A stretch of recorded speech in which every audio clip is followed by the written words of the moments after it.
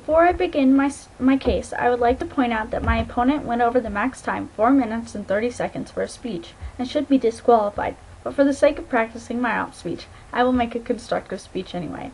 Besides the time on my opponent's case, he filmed in a stairwell where it was echoey and hard to understand him.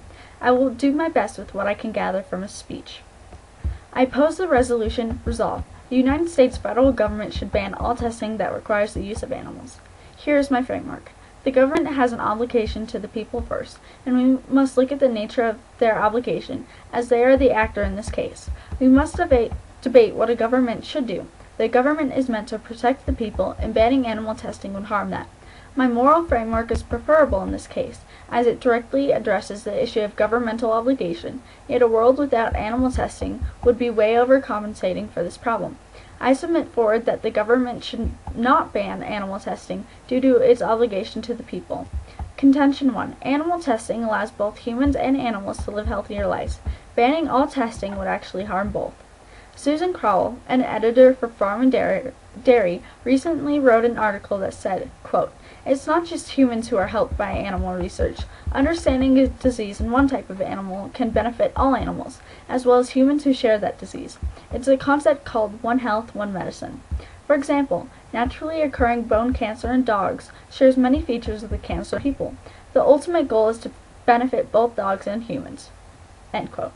So, those who would ban animal research of any kind are actually hurting future care, health, and treatment of the very animals they proclaim to protect. It works both ways. Quote, "We can benefit animals by applying our understanding of human disease to the treatment of animal disease. The expectation that banning all animal testing will somehow restore equality is fallacy. This equality can never be achieved and will ultimately tie our hands of saving any lives, human or animal." End quote. We must look to what can actually be applied in the real world with the role of governmental obligation. Contention 2. We are not in the point in the world today where we can replace animal testing, but we can still have humane animal testing. Animal testing of some products can be eliminated entirely, but, in some circumstances, experimentation on live subjects is the only way to develop new medicines, products, and technologies that benefit humans and animals alike. Animal testing by manufacturers seeking to market new products may be used to establish product safety. In some cases, after considering available alternatives, companies may determine that animal testing is necessary to assure the safety of a product or ingredient. FDA supports and adheres to the provisions of applicable laws, regulations, and policies governing animal testing, including the Animal Welfare Act and the Public Health Service Policy of Humane Care and Use of Laboratory Animals. Moreover, in all cases where animal testing is used, FDA advocates that research and testing derive that maximum amount of useful scientific information from the minimum number of animals and employ the most humane methods available within the limits of scientific capability. This reality does not have to mean that tested animals must be tortured, slaughtered, and mass-bred to the degree that they are now.